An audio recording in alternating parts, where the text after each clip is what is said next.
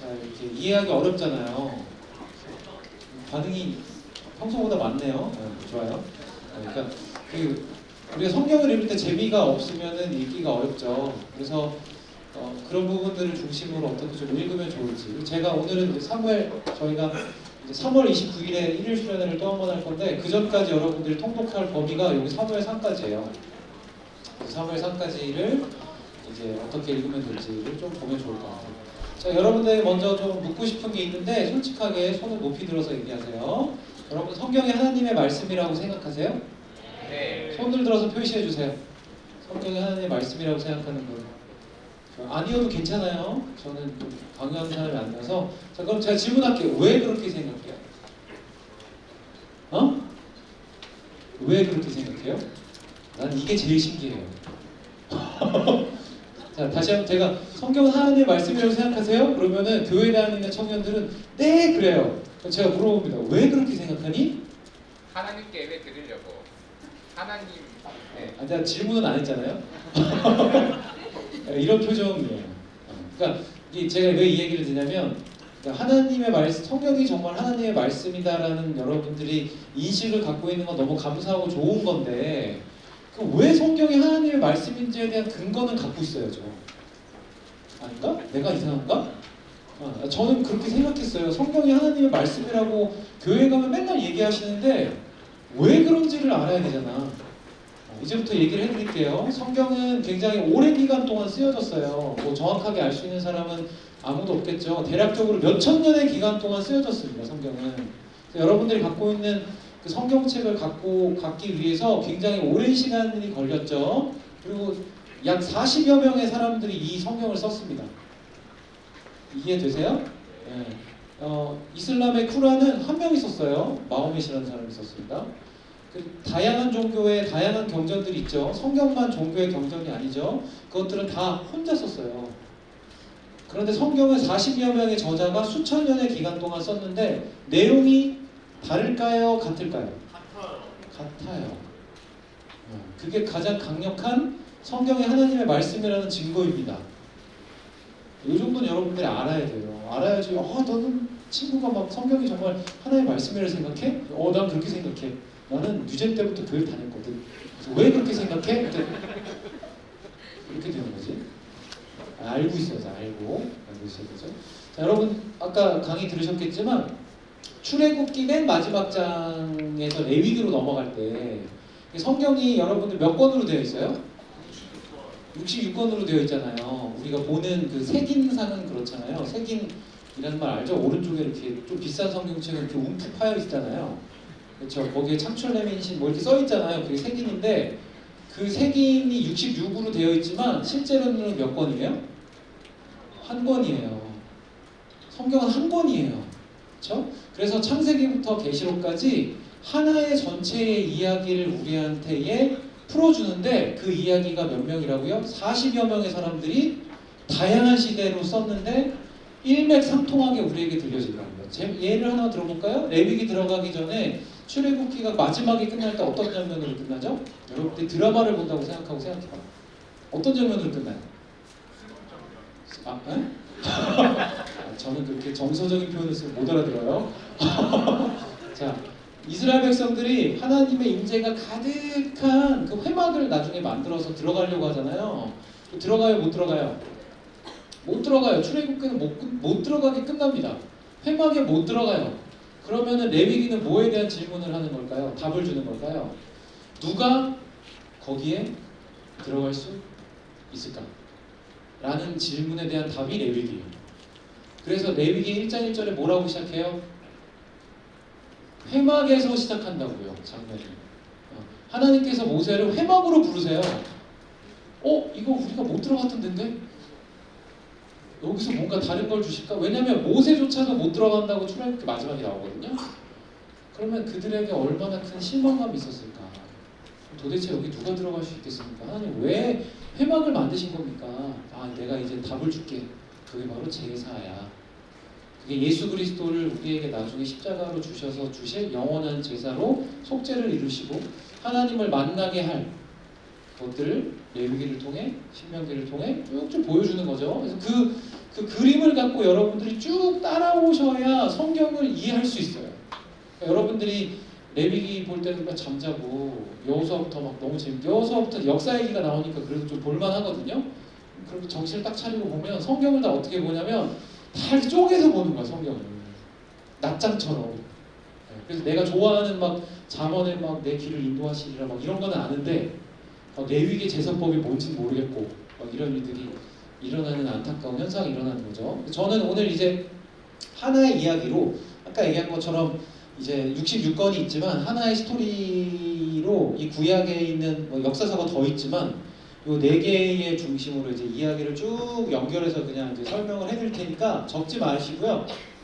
적는다고 집에 가서 안 볼 거잖아요. 모를 줄 알아요? 그냥 듣고 이게 되게 성경이 되게 신기한 거구나, 그렇죠? 신기하고 놀랍구나라는 걸 여러분들이 그냥 알면 돼요.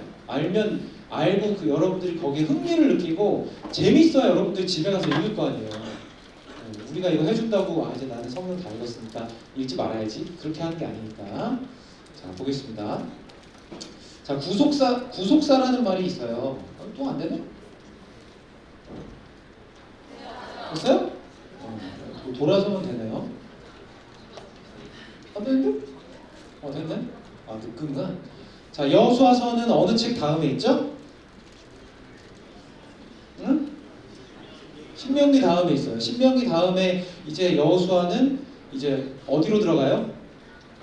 가나안 땅으로 들어가요. 가나안 땅으로 들어가는 건 되게 이스라엘 백성들에게 지금이나 이때 당시에도 되게 중요한 일이었죠. 자, 우리가 보통 역사를 이해할 때 어떻게 얘기합니까?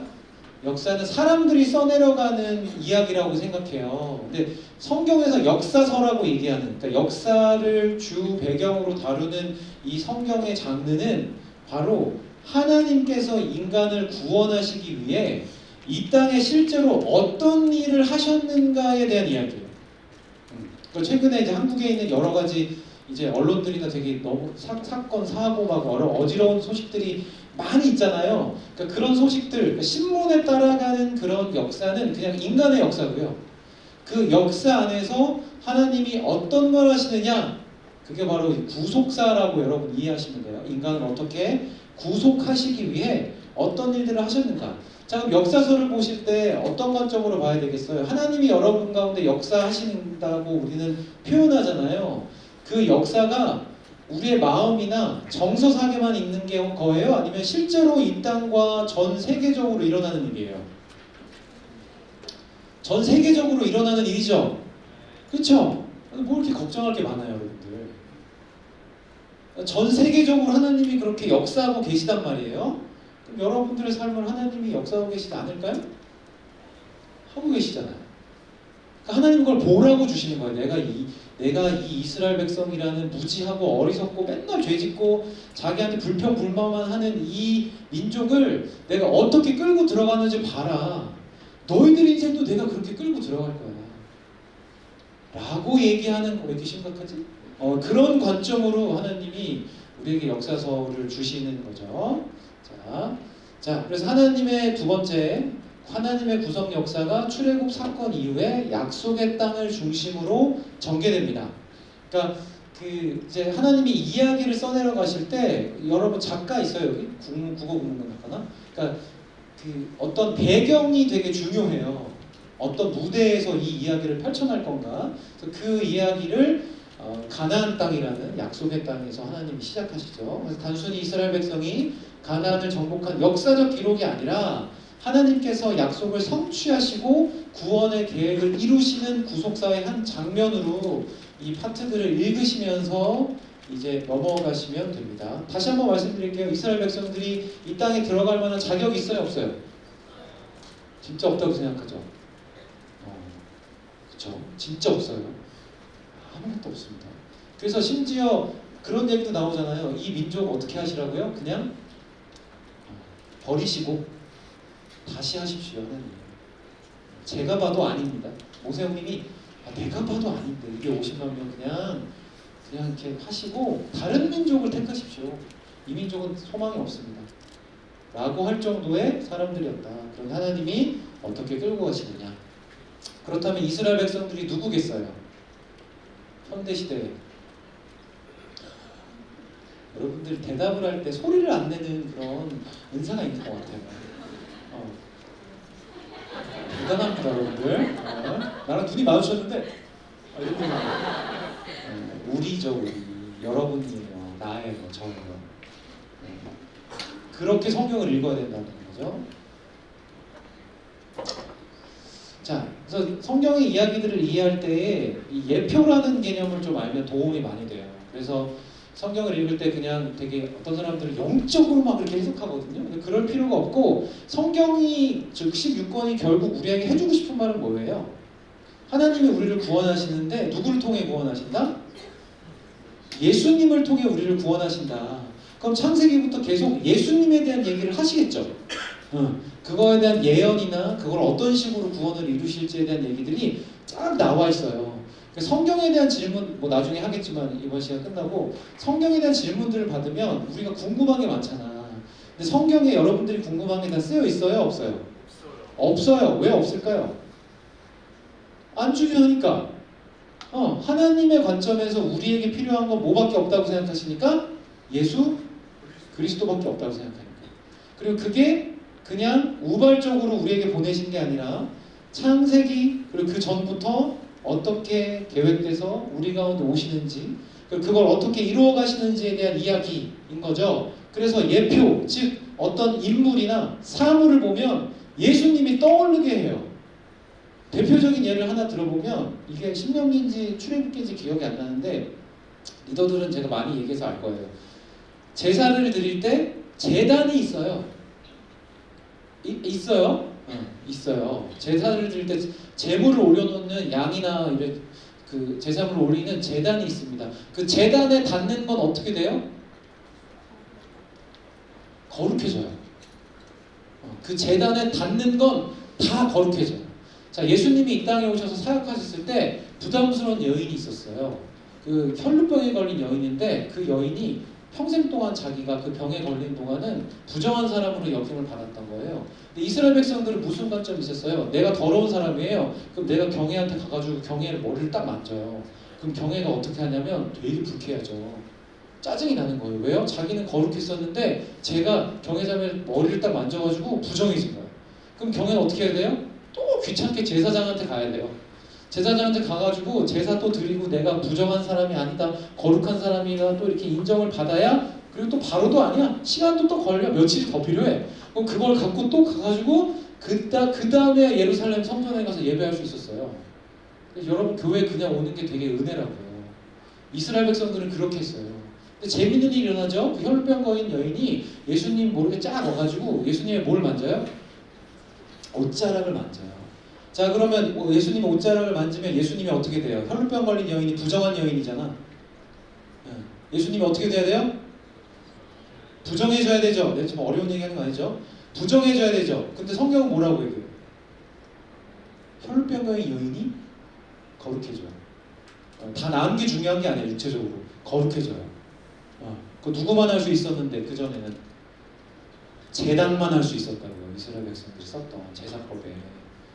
그러니까 이런 구약에 있는 장치들과 인물을 통해서 예수님을 미리 보여주는 걸 예표라고 합니다. 따라해보세요. 시작. 예표. 또 다른 말로 쉽게 얘기하면 그림자라고 하는 거예요. 그림자. 그건 따라하지 않아도 되는데. 자, 그래서 모세와 여호수아의 이야기가 쭉 이어지죠. 모세는 율법을 통해 이스라엘을 인도합니다. 그렇죠? 하나님이 율법 주셔서 그때 들어가요? 못 들어가요? 못 들어갑니다. 이게 뭘 얘기하는 거예요? 율법으로는 약속의 땅에 들어갈 수 없다. 자, 여호수아는 반면에 어떻게 돼요? 그가 율법의 완성을 상징하고 백성을 가나안으로 인도합니다. 성경이 어렵지 않아요. 여호수아라는 말이 여러분 원래 예수라는 말이거든요. 조슈아, 예슈아예요. 똑같은 말입니다. 우리가 예수님이라고 하는 그 말이 곧 여호수아예요. 여호와는 구원이시다라는 뜻이에요. 하나님은 구원이시다. 그렇죠? 얼마나 쉬워요, 성경이. 그렇죠? 여호수아는 예표로서 전투를 통해 땅을 정복하고 하나님의 백성에게 안식을 주신다. 이는 예수님께서 죄와 사망의 권세를 이기시고 우리에게 영원한 안식을 주는 모습을 미리 이스라엘 백성들을 통해 성경을 통해 우리에게 보여주시는 거예요. 아시겠죠? 어려워요? 쉬워요? 쉽죠? 성경 이렇게 보면 돼요. 왜 안 되지? 이게 더 어렵네?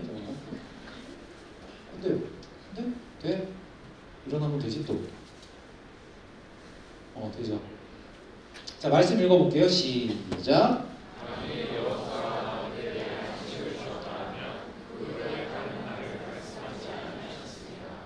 그런즉 안식할 때가 하나님의 백성에게 남아있도다. 이미 그의 안식에 들어간 자는 하나님이 자기의 일을 쉬신 것 같이 그도 자기의 일을 쉬느니라. 자, 제가 이게 예표인 걸 어떻게 알아요? 제가 막 혼자 생각해서 아나요? 아니요. 나와 있으니까 아는 거죠. 네. 구약은 신약이 설명해 줘요. 여러분 성경책 제가 이거 많이 말씀드렸죠? 성경책 볼 때 여러분 성경 구절의 아래쪽에 색인이 들어가 있어요. 싼 성경은 없어요. 죄송하지만 농담이 아니에요. 그래서 성경 비싼 거 사셔야 돼요. 색인이 있어야 돼요. 그래서 예를 들어서 그 여호수아의 어떤 장면을 봤을 때 밑에 신약 성서의 내용이 붙어 있는 게 있어요. 히브리서 4장 8절에서 10절 이런 식으로 그런 성경을 보셔야 돼요. 그러면 신명기를 읽다가 이런 이야기구나 하고 일로 점프해서 이걸 읽어보면 되는 거야. 수학의 정석 다 공부했죠. 전 문과여서 수학을 어려워했는데 답을 모르겠으면 뭘로 가요? 답안지를 펴보면 알죠. 아니야? 나만 그랬어? 그게 신약이란 말입니다. 구약을 모르겠으면 신약을 펴서 이렇게 보면 이 여호수아라는 이 이야기들이 이런 역할을 하는구나 알 수 있는 거죠. 쉽죠? 자, 가나안 정복. 이제 가나안을 정복합니다. 그쵸? 이 가나안에 살고 있는 사람들이 어떤 사람들이었어요? 진짜 말도 안 되게 부도덕하다는 표현 좀 그렇고 하나님이 싫어할 만한 일만 합니다. 그래서 신명기에 보면 막 너 이모랑 동침하지 말고 막 이런 얘기 나와요. 말도 안 되고 이거 왜 이런 얘기 하시지? 왜 그렇게 얘기했을까요? 여기에 살고 있는 사람들이 그 일을 하고 있기 때문이었어요. 그래서 이 사람들을 심판하시겠다고 하나님이 창세기에 이미 약속하십니다. 창세기에 이미 약속하셔서 오랜 기간을 인내하고 참으세요. 하나님 기다리는 거 장난 아니시죠? 그렇죠? 노아 형수도 969년 기다리셨고 이런 식으로 하나님이 기다리셨다? 안 되겠다. 결국 누구를 통해 심판하겠다?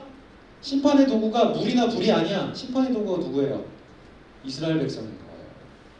이스라엘 백성들이 전쟁도 하나도 해본 적이 없는데 그들과 전쟁하게 해서 다 이깁니다. 그래서 하나님이 되게 잔인한 것처럼 보이는 장면이 이 장면이죠. 다 죽여라. 가축도 죽여라. 속해 있는 거 다 죽여라.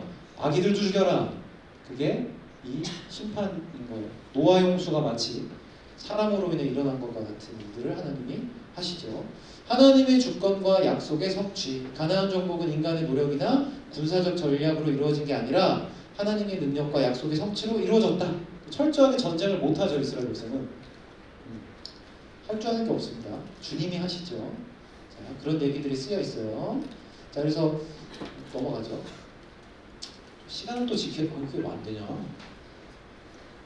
나 여기서 해도 돼요? 어차피 저를 보는 것 같지는 않으니까. 자, 안 돼요 이거. 자, 언약의 갱신. 아까 언약 얘기 하시는 것 같던데 그 여호수아에서 24장에 중요한 얘기가 또 나와요. 그래서 하나님의 주권과 약속의 성취. 자, 하나님이 말씀하시고 약속하시면 이루어져요, 안 이루어져요? 이루어져요. 그래요. 수련회 안 해도 되겠는데? 이루어집니다. 그리고 그 구원이 이스라엘의 어떠함에 달려있다? 안 달려있다. 하나님이 약속하시면 반드시 이루신다라는 거예요. 자, 쭉쭉 넘어가 보죠. 자, 그럼 벌써 우리 사사기로 왔어요. 이렇게 이해하면 돼요. 그러니까 여러분들 대학교 때 전공 공부하잖아요. 전공 공부할 때 기초 과목 먼저 하죠. 네. 왜 먼저 하는 것 같아요? 이쪽도 배우려고. 그렇죠. 베이스를 깔고 큰 틀을 알아야 세부 전공적인 지식을 쌓잖아요. 성경도 똑같아요. 그런 이야기들 여러분들이 알고 있어야 돼요. 자, 사사기 시대가 와요. 여호수아까지는 되게 멋지고 승리하는 장면들이 나옵니다. 근데 이제 문제가 뭐예요? 사사기는 무슨 이야기예요? 세 번째 줄에 각기 자기 소견에 옳은 대로 행하는. 자, 이게 어떤 장면을 연상시킵니까? 성경은 반복적으로 똑같은 이야기를 하거든요. 선악과를 먹은 사건이에요. 선악과를 먹은 게 무슨 일이에요? 내가 원하는 걸 선이라고 생각하는 거예요. 우리가 그러고 있잖아요, 지금. 내가 원하는 걸 선이라고 생각하고 하나님이 거기에 동조해 주기를 원하시는, 이스라엘 백성들이 가장 어둠 속에서 살았다라고 생각할 수 있는 약 300년 동안 이런 시간을 갖습니다. 이스라엘 백성들. 너무 이상하지 않아요? 하나님이 주시는 놀라운 승리를 경험한 다음에 이런 일이 일어나요. 그래서 각자 자기 소견대로 일합니다. 자, 이렇게 혼란과 타락이 있는데 하나님이 그 일을 계속 하세요? 못 하세요? 일은 계속 하세요. 그게 중요한 거예요. 하나님은 아무 환경과 조건이 중요하지 않으신 분입니다. 그 계획을 계속 이루어가요. 사사기를 보면 굉장히 답답하죠? 답답해요? 굉장히 답답합니다. 어떻게 인간이 이렇게 사악할 수 있을까? 자기가 사랑했다고 생각하는 여인을 찾아가서 데려왔는데 그 여인이 진짜 많은 사람들에게 윤간당하고 그 사람이 죽어서 그 사람을 시체를 동갑내가지고 무슨 얘기하는지 알죠? 사상에 나오는 얘기예요. 읽어보세요. 동갑내가지고 자기 족속들에게 보내서 복수하겠다라는 이야기를 하는 사람들, 그게 이스라엘 백성 약속의 사람들이라고요? 할 정도의 타락이 일어나는 장면이 나와요. 그러나 하나님은 중간중간에 계속 누구를 보내세요? 사사를 보내세요. 사사가 영어로 뭐예요? 네? 사사가 영어로 저지입니다. 저지. 심판을 하는 사람. 자, 그러면은 사사기는 예표로 누구를 보여주는 거예요?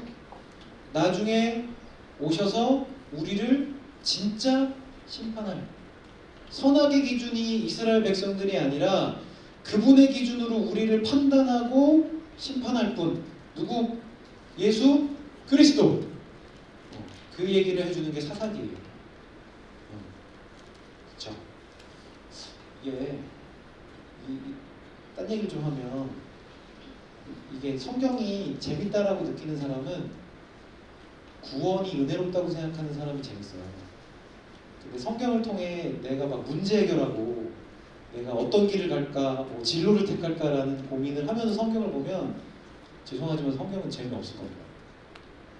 원래 저자가 어떤 목적을 갖고 주는지가 중요하기 때문에 그래요.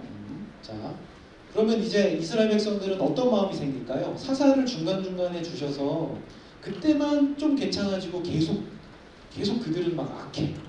그럼 뭘 기다릴까요? 이스라엘 백성들 마음으로 자연스럽게 왕을 기다리게 됩니다. 그 왕을 기다리게 되는데 이제 항상 우리가 그렇잖아요. 사람들이 서로 비교하잖아요. 그러니까 옆에 이방인들을 보니까 왕이 있네? 그 왕들이 뭘 하죠? 전쟁을 해서 막 승리를 가져다 주는 거야. 자기들은 이제 전쟁에 안 나가도 돼. 이제 이스라엘 백성들은 전쟁에 안 나가도 되고 그냥 병사들만 보내면 되는 거예요. 그 전에는 어떻게 싸웠어요? 20세 이상의 병사들이 다 함께 싸웠잖아. 그런데 이제 아닌 거야. 보니까 이스라엘 백성들만 그렇게 살았네. 어머, 우리가 되게 어리석었나 봐요. 하나님, 우리에게도 세상이 이방인들이 갖고 있는 것 같은 왕을 주세요. 대표적인 사람이 누구예요? 왕은 아니지만 골리앗이죠. 그런 왕이 필요한 거예요. 여러분, 사울이 1대 왕이죠. 이스라엘 백성에. 사울의 특징이 성경에 뭐라고 묘사되어 있죠? 키가 크다. 그 누구의 특징이에요? 골리앗의 특징입니다. 그거에 매력을 느끼는 거예요. 그런 왕을 필요로 한다. 왕을 기다리긴 기다리는데 하나님이 왕이 되는 게 아니라 하나님 그 자리에서 내려오시고요. 이제 우리 제사장으로 통치받는, 그러니까 하나님으로부터 말씀 듣고 통치받는 거 끝내고요. 왕의 시스템을 주세요. 왕의 시스템을 주세요. 해서 그렇게 합니다. 그러니까 특권을 버리죠. 이건 또 뭘 연상시키죠? 우리에게? 뭘 연상시킬까요? 하나님 버리고 자기가 왕이 되는 사람들. 선악과 먹은 인간이죠. 그거에 대한 똑같은 이야기들이 성경은 다양한 방식으로 표현을 하고 있어요. 사사기의 실패와 연약함에도 불구하고 하나님은 이거를 이루어 가시고 예수 그리스도라는 참된 왕의 필요성을 사람들에게 보여주십니다. 그게 사사기의 내용이에요. 아시겠죠? 자, 그럼 6기로 넘어왔어요. 반 끝났습니다 벌써. 굉장히 빠르죠? 이게 읽는 건 여러분들이 해야 돼요. 자, 그럼 6기의 시대 배경이 뭐예요? 언제예요? 사사시대예요. 이게 되게 중요합니다. 사사시대는 어떤 시대라고 그랬죠? 자기 마음대로 하는 시대. 자기 마음대로 모든 사람들이 사는데 거기에서 하나님을 경외하는 사람을 찾기가 어려울까요? 쉬울까요? 어려워요. 어려워요. 저는 그렇게 생각했었어요. 수련회를 하면 청년들이 언젠가 한 명도 안 나오는 때가 오겠다. 여러분 웃을 일이지만 저는 진짜 옛날에 그렇게 생각했었어요. 우리가 그런 시대를 맞이할 수도 있지 않을까? 사사시대는 그런 상황이었다는 거죠. 그래서 실제로 당시에 이스라엘 백성들이 그 6기에 나오는 주인공들이 어디서 살아요? 모압과 암몬 지역에서 살죠. 흉년을 피해보겠다고 이스라엘 백성들이 가나안 땅을 벗어나는 일은 잘한 거예요? 못한 거예요? 못한 거예요. 이스라엘 백성은 그러면 안 돼요. 그렇게 하는 거예요. 그렇게 했다가 그 나오미죠. 루세 시어머니가. 나오미의 가족이 다 어떻게 돼요? 남자들이 다 죽어요. 남자들이 다 죽습니다. 남자들이 다 죽었다라는 말은 당시 시대에 그 가족은 끝난 거예요. 끝난 거예요. 그래서 완전한 패잔병이 돼서 예루살렘으로 돌아옵니다. 돌아와요. 다시. 이따라 돌아와서 그들이 겪게 되는 가족 이야기처럼 보여요. 근데 여러분 룻기를 읽을 때에 어른들이 되게 은혜 받는 거 아시죠? 왜 그럴까요? 며느리와 시어머니의 관계. 그리고 이제 장가 가시고 이제 시집 가시면은 이제 같이 이제 시어머니가 룻기를 묵상하자 그러면서 너는 룻과 같이 나를 사랑하고 나는 너를 이렇게 아끼고 이런 얘기를 하시는데 죄송하지만 그런 이야기와는 별로 관계가 없습니다. 물론 모든 사람의 관계가 평안하고 서로 사랑하고 해야 되지만 그런 집중하는 책은 아니고요. 그러니까 마치 그냥 일상의 가족이 위기에 빠졌는데 그 가족이 어떻게 이 위기를 벗어나는 것처럼 보이지만 이 이야기 안에서 하나님이 어떻게 큰 그림을 그리고 계신지에 대한 이야기가 룻기인 거예요. 아시겠죠?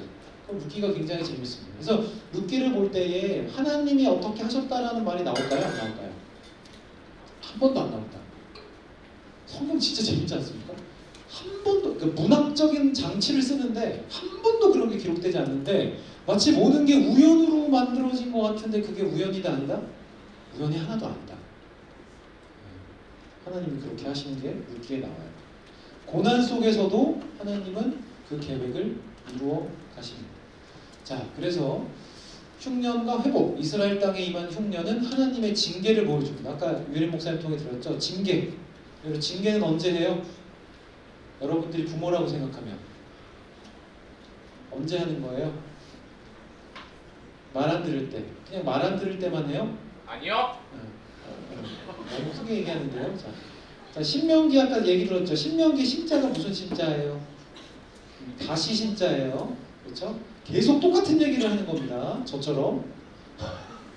근데 여러분들이 이제 결혼하고 아이를 낳는데 똑같은 얘기를 계속 반복해서 얘기한다는 건 무슨 얘기예요? 아이들을 사랑한다는 얘기예요. 똑같은 얘기를 해도 이스라엘 백성들 안 듣죠? 그러면 여러분들은 어떻게 할 것 같아요? 포기하지 않을까? 아니요. 그래, 모세야 그 마음이 하나님 마음이에요. 하나님의 그 마음으로 969년 기다리셨고요. 노아의 시대. 이스라엘 백성들이 정말 답이 없는데 이렇게 끝까지 말라기까지 끌고 가십니다. 자, 그렇게 해서 하나님은 어떻게 역사하실지 고난을 가운데서도 이루어지는 장면들을 룻기 안에서 보여주시고요. 그리고 흉년과 회복을 통해 이제 이루어지고, 근데 단순히 이것이 맨 밑에 보시면 이제 섭리 속의 만남, 이제 이런 걸 통해서 이제 우리는 결혼을 꿈꾸게 되죠. 뭐 그런 얘기를 하는 건 아닌데 룻이 보아스의 밭에서 이삭을 죽게 된 것은 우연이 아니라 뭐라고요? 하나님의 섭리다. 그러면서 이 결혼을 통해서 누가 나와요 나중에? 다윗의 그렇죠? 계보가 이어지게 돼요. 그게 포인트입니다. 이 책에. 자, 보아스와 루세 관계는 구속자의 모형, 아까 예표라고도 하는 그것을 보여줍니다. 룻을 이방 여인으로 대하지 않고 따뜻하게 환대하며 그녀를 보호합니다. 자, 우리는 어떤 사람들이죠? 하나님 앞에? 이방인과 같았죠. 그게 에베소서 2장에 나오죠. 우리가 다 죄의 종노릇하면서 살았던 장면들. 그렇지만 하나님이 우리를 보호하시고 받아주시는 구속의 은혜를 예표로 그림으로 보아스와 룻의 관계를 통해 보여주시는 거예요. 자, 구속자의 역할. 자, 보아스는 기업 물을 자로 가문을 회복합니다. 제가 질문 드릴게요. 이 기업을 물은다라는 말을 들어보셨는지 모르겠지만 이 기업을 물은다는 게 그 사람에게 좋을까요? 기업 물으는 사람한테? 예를 들어서 예지가 있는데 예지가 갖고 있는 기업을 제가 이어받는다라고 생각해 보세요. 근데 그게 좋을 때가 언제죠? 예지가 엄청 부자일 때겠죠. 예지가 엄청 막 집에 막 잘 모르겠는데 뭐가 있는지 아무튼 당근에 팔면 막 엄청 많이 팔릴 수 있는 것들이 막 집에 막 이렇게 있다고 생각하면 그건 좋은 거죠. 자, 근데 여러분 룻의 상황이 어땠죠? 기업을 이어받을 만한 게 있어요, 없어요? 없죠. 여러분 지금 우리가 사는 시대도 유산 받을 때 그 플러스만 받나요? 마이너스도 받나요? 잘하네. 좋아요. 청년 이부가 많구나. 마이너스도 받아요. 부채도 받습니다. 부모님한테. 여러분 룻의 기업은 물을 만하기 좋지 않았어요. 그래서 더 가깝게 있었던 기업 물을 자가 있었어요, 없었어요? 룻기 보면 있었어요. 성경을 잘 보면 보아스보다 더 가까운 친족이 있었어요. 가까운 친족이 물려받아야 돼요. 근데 안 받아요. 왜요? 이게 없으니까. 이게 없으니까 안 받았어요. 싫다고요. 싫다고. 자, 그러면 하나님께서 우리를 자녀 삼으실 때 우리로부터 뭔가 받으실 만한 게 있어요? 없어요? 있어요? 없어요? 없죠. 우리 순 죄투성이고 우리 짜내면 검은 물밖에 나올 게 없는데 하나님이 우리를 자녀 삼으시기 위해 어떠한 대가를 지불하셨는지, 그죠? 훨씬 더 마이너스죠. 그게 우리란 말이에요. 여러분 성경을 보실 제가 왜 이런 얘기를 자꾸 드리냐면 성경을 보실 때 여러분들이 그렇게 안 보시면 아무 은혜가 안 돼요. 그렇죠? 사울 왕을 묵상하세요? 다윗 왕을 묵상하세요? 보통 여러분 다윗 왕을 묵상하시죠? 다윗처럼 살고 싶다고 그렇게 하세요. 사울이 나갔다는 생각을 하셔야 돼요.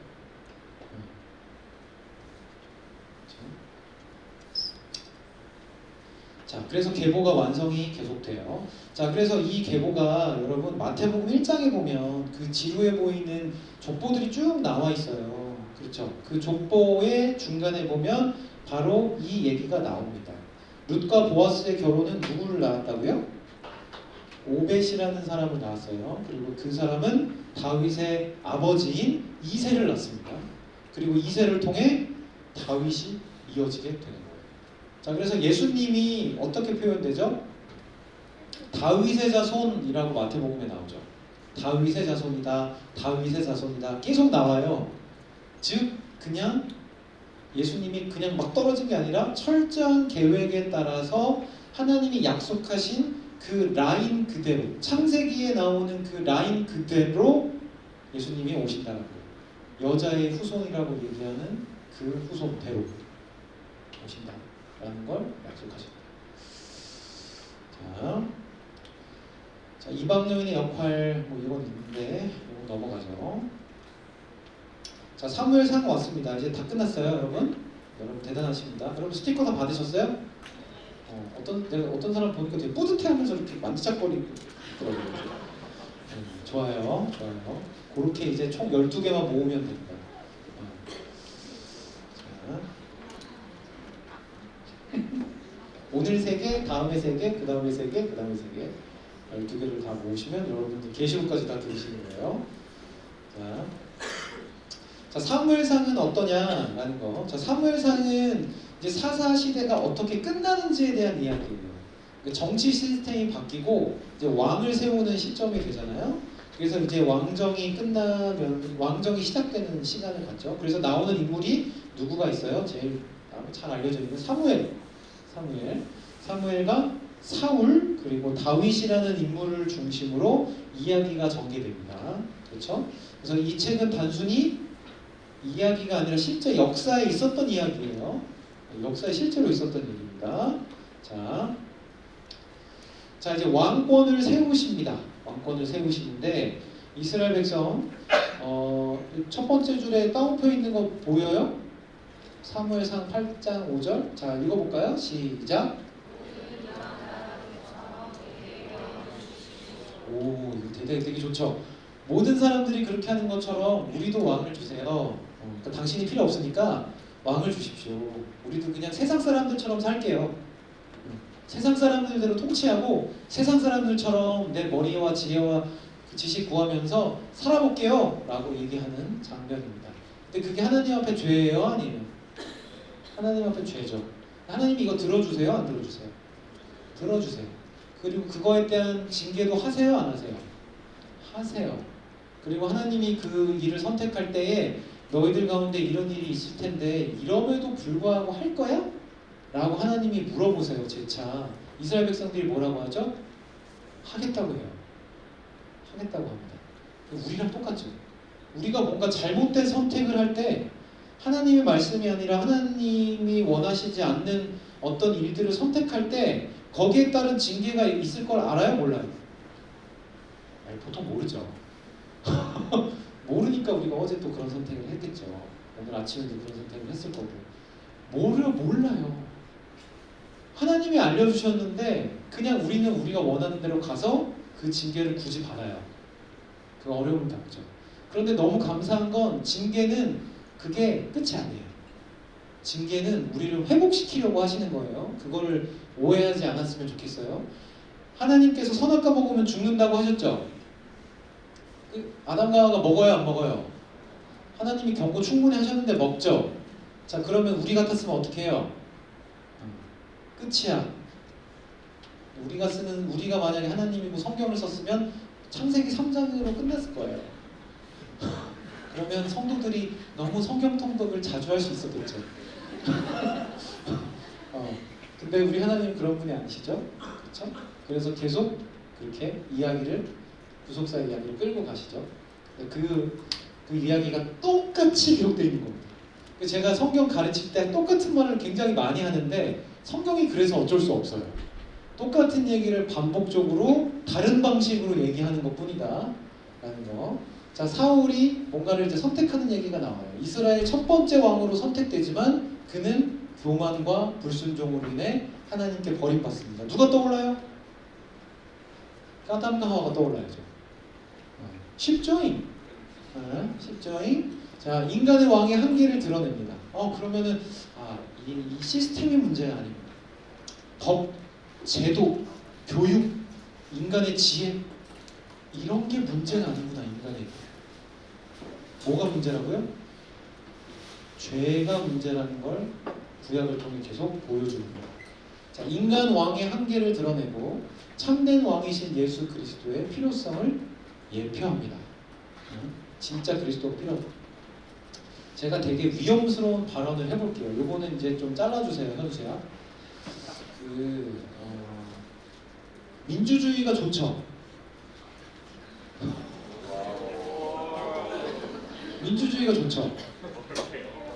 왜 대답을 안 해요? 민주주의가 좋죠. 왜 대답을 안 하지?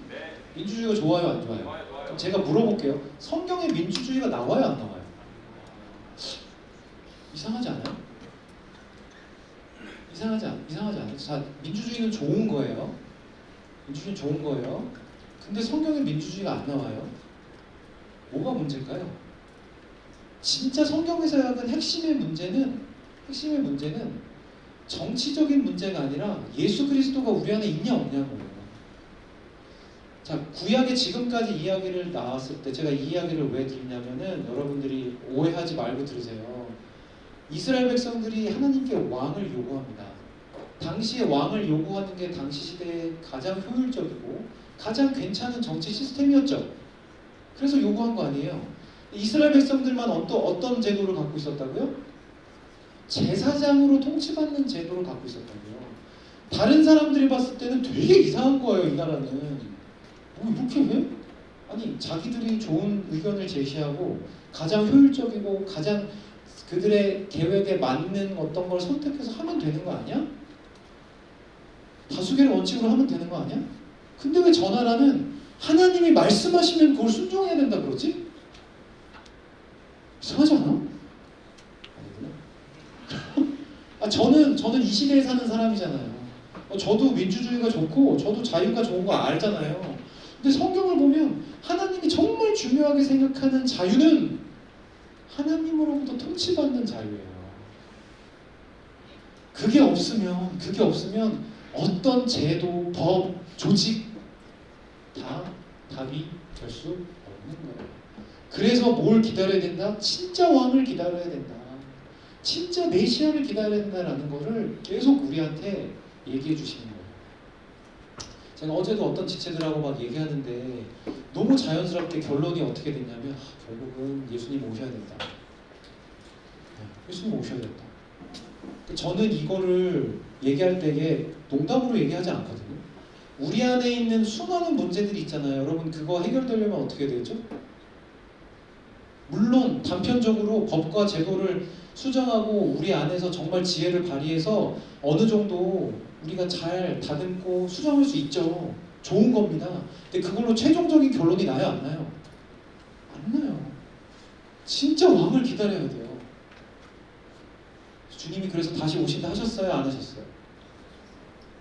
별로 감흥이 없구나. 여러분. 오신다 하셨어요. 저는 그게 저의 안의 소망이에요. 그게 우리에게 실체가 돼야 하는 거죠. 자, 예수님으로 통치받으세요, 여러분. 아시겠죠? 그러려면 말씀을 읽고 말씀이 시키는 대로 우리는 생각하고 행하는 일들이 있어야 하는 거예요. 자, 다윗과 골리앗 보겠습니다. 이건 교회 학교에서 제일 유명한 이야기니까 제가 가져와 봤어요. 자, 골리앗, 죄와 사망의 세력을 예표합니다. 자, 골리앗은 이스라엘을 두렵게 하는 적으로 죄와 사망의 권세를 상징하고요. 그의 압도적인 크기와 무장은 인간의 힘으로는 감당할 수 없는 문제를 나타내기도 하죠. 자, 다윗, 예수님의 모형입니다. 연약한 소년의 모습으로 등장하지만 하나님의 능력을 의지하여 골리앗을 물리치고 이는 예수님께서 연약한 인간의 모습으로 오셔서 십자가를 통해 죄와 사망을 정복하신 것을 상징적으로 보여줍니다. 자, 하나님의 승리, 인간의 노력이나 능력이 아닌 하나님의 능력으로 이루어진 승리였다라는 걸 보여주죠. 어떤 분들은 정말 돌팔매질을 매일 잘해가지고 그 골리앗을 죽였다고 생각하시는 분도 있죠. 인간의 최선과 계획으로 수많은 훈련을 통해 촥 해서 맞췄다라고 생각할 수 있지만 제가 생각할 때는 아무리 봐도 그건 참 어려운 해석인 것 같고요. 주님이 정말 이 다윗과 골리앗의 싸움을 통해 우리를 어떻게 건지실지를 보여주는 내용이라고 생각이 되어지는 거죠. 사무엘상을 보면 언약궤 얘기가 나와요. 그렇죠? 그래서 언약궤를 잘못 만져가지고 안타깝게 돌아가신 분도 성경에 나오죠. 있어요. 있습니다. 그 사람 이름이 뭐였죠? 응? 안 들립니다. 웃사가죠? 그죠? 웃사라고. 자, 언약궤는 하나님의 임재를 상징했어요. 자, 그래서 이스라엘 백성들이 전쟁할 때 뭘 갖고 나가죠? 너무 힌트를 많이 줬는데. 자, 다시 할게요. 컷하고. 자, 하나님 앞에서 전쟁하러 갈 때 이제 사람들하고 전쟁할 때 이스라엘 백성들이 하나님과 함께 하고 싶잖아요. 우리 심정이 그렇잖아요. 우리가 이제 시험 보러 갈 때 괜히 그날따라 하나님이 더 함께 하셨으면 좋겠잖아요. 그런 것처럼 우리가 뭘 갖고 나가잖아요. 그래서 성경 여러분 그래 본 적 없죠? 저는 주기도문 적힌 거를 제가 이렇게 찢어가지고 가져간 적도 있고 주님이 몰랐을 때. 나만 그랬구나. 근데 이 사람들은 뭐를 가져갔어요? 언약궤를 가져갔어요. 언약궤를 가져가면 승리한다고 믿었어요. 왜요? 하나님이 함께 하시니까. 하나님이 함께 하시면 된다라고 생각했습니다. 근데 무슨 일이 일어나요? 대패를 합니다. 놀라죠? 성경에 나오죠. 대패를 하죠. 왜 대패하죠? 하나님의 언약궤를 어떤 수단으로 이용했으니까? 우상숭배처럼 이용했으니까. 우상숭배화시켜서 내 문제와 내 어려움을 해결하는 도구로 마치 그 뭐죠? 그 알라딘에 나오는 램프의 요정같이 썼으니까 그런 일이 일어나죠. 자, 하나님을 두 번째 동물뱅이 볼게요. 임재의 경외함. 언약궤를 다룰 때 나타난 하나님의 거룩하심과 경고. 이게 아까 우사의 이야기거든요. 우리가 하나님의 임재 앞에서 경외함으로 나아가야 함을 가르치고 이는 예수님의 십자가를 통해 하나님께 가까이 나아갈 수 있음을 상기시키십니다. 그렇죠? 우사가 언약궤를 잘못 건드려서 죽잖아요. 근데 언약궤를 건드리는 방법조차도 성경에 기록되어 있을까요? 없을까요? 있습니다. 있어요. 되게 사소해 보이는 것 같죠? 제가 예를 들어서 여기 뭐 없지만 헝금함이 있어. 제가 가서 헝금함을 그냥 만져. 그럼 제가 죽을 수 있는 거예요. 그러니까 예를 든다는 거죠. 그런 일이 지금 헝금함에 대해서는 없으니까. 그러니까 하나님께서 정확하게 나에게 오는 것이 얼마나 두렵고 떨리는 일인지 계속 알려주시는 거예요. 올 수 없다. 그러니까 십자가를 통과해야 한다. 자, 다윗 왕국의 준비, 언약궤의 회복에는 다윗 왕국이 세워질 준비 단계로 하나님의 나라가 어떻게 이루어질지를 보여줍니다. 이는 예수 그리스도를 통해 완성될 하나님 나라의 그림자입니다. 자, 이렇게 되어 있는 거죠. 자, 이게 사무엘 상이고요. 사무엘 하도 같은 이야기로 이제 전개가 돼요. 끝났어요. 나 시간 10분이나 남았다? 여러분, 제가 이제 성경에 대해서 여러분 이야기할 때 지금 여러분들이 지금 제가 봤을 때 한 3분의 1은 그런 것 같아요. 나 여기 왜 왔지? 이런 생각하는 것 같아요. 아니었으면 좋겠어. 내가 오해하는 거였으면 좋겠어. 근데 여러분 진짜 너무너무 중요한 일이에요. 왜냐면 여러분들이 이제 인생을 살고 할 때에 제가 우리 부서 사람들하고 저도 그런 얘기하는데 진짜 우리 시대가 주님 다시 오실 때가 가까워져서 진짜 교회도 못 나가고 막 이런 상황이 되면 우리 안에 어떤 고난과 환난이 있을지 우리 아무도 모르잖아요. 그럴 때 여러분들 과연 하나님 앞에서 어떻게 주님과 관계할 수 있으며 그 은혜 안에서 살 수 있는지 누가 저한테 물어본다면 성경밖에 없어요. 성경밖에 없어요. 코로나 시대 때 다 경험을 봤잖아. 우리의 신앙이 이벤트가 아니라는 걸 배웠잖아요. 교회에서 막 싸싸하고 막 이게 우리 안에 진짜 신앙이 아니라 하나님과 어떻게 교제하고 말씀으로 하나님과 친밀해지고 주님이 기뻐하시는 게 뭔지를 우리가 분별하고 선택할 수 있는 게 신앙이라는 걸 배웠잖아요. 돌아가면 안 돼. 다시 돌아가면 안 돼. 그래서 성경이 그만큼 중요해요. 성경이 그만큼 중요하고 제가 진짜 단편적으로 짧게 이렇게 쭉 이렇게 얘기했고 앞에 목사님들도 두 분이서 쭉 이렇게 얘기해 주신 것들이 여러분들이 성경을 잘 읽었으면 좋겠다라는 기도 제목이 있어서 저희가 시작한 거예요. 그래서 여러분 목회자들한테는 여러분들이 이런 거를 다 얻어내셔야 돼요. 성경을 읽으실 때 어떻게 읽어야 할지 목사님 저 이거 잘 모르겠는데 어떻게 이거 해석해야 될까요? 그러려고 목회자가 있는 거예요. 아시겠죠? 많이 이용하시고 했으면 좋겠고 몇 가지 광고하고 제가 기도하고 쉬었다가 다시 모일 텐데 저희가 이제 이거 끝나고 나서 바로 이제 성경 Q&A가 쉬는 시간 끝나고 있어요. 여러분 사랑방 네? 그거 안 했구나. 자 지금 일단 우리 저기 제 얼굴이 있는 부담스러운 스티커를 붙여주세요. 제가 봤을 때 그거 기다리는 지체들이 굉장히 많은 것 같아요. 그걸 붙여주세요. 그걸 붙여주시고 그걸 붙여주세요.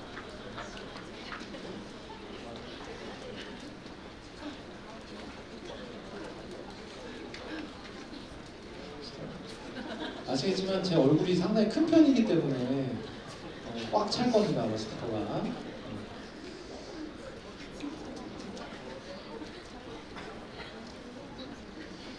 자, 사랑방별이나 조별로 각자 부서마다 좀 상황이 다를 텐데 여러분들 질문을 신앙에 대한, 성경에 대한 질문을 여러분들이 하나씩 우리 오픈 채팅방에 올려주세요. 그래서 저희가 가명으로 하라고 한 거예요.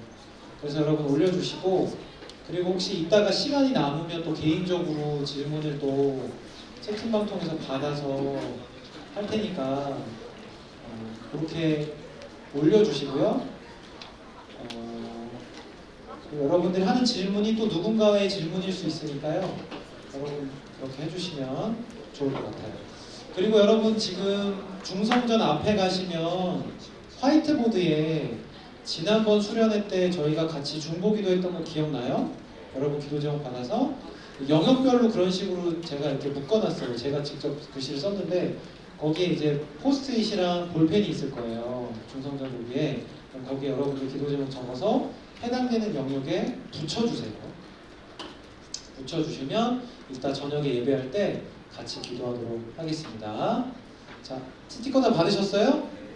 자, 3개 다 받으신 분? 왜 이렇게 많아요? 희한하네요. 자, 알겠습니다.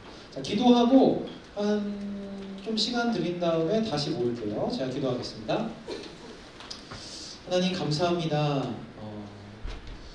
하나님께서 하나님 필요 없다라고, 내가 하나님처럼 돼서 선악의 기준이 되겠다고, 내가 좋아하는 것 선택하겠다고 결정했었던 아담과 하와, 또 그 이후에 있는 모든 그 죄성이 있는 인간들을 포기하지 않으시고 건져주시고 이것을 이루시기 위해 어떠한 일들을 이 땅에서 하셨는지 성경을 통해 우리에게 보여주셔서 감사합니다.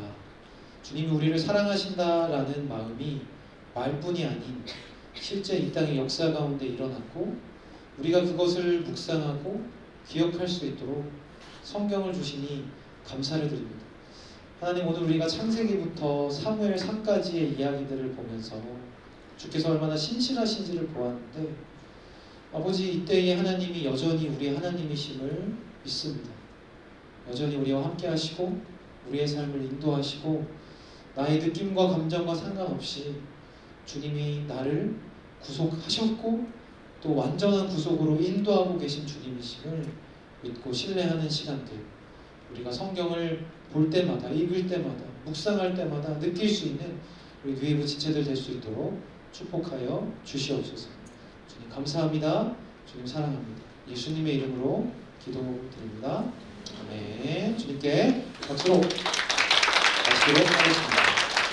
자, 10분 정도 쉬었다가 다시 만나겠습니다. 3시 10분에 우리 Q&A 세션을 하도록 할 테니까 그때 중에 쉬는 시간 안에 여러분 질문을 올려주시면 화면에 띄워서 저희가 진행을 하도록 하겠습니다.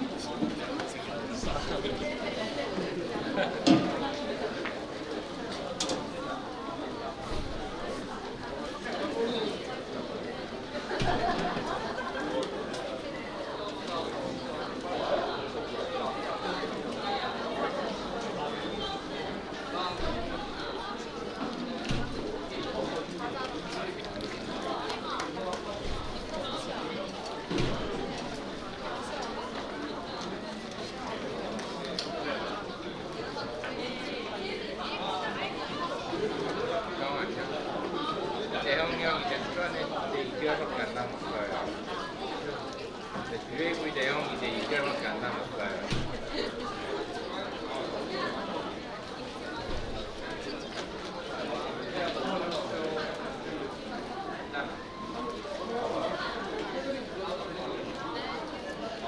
시우야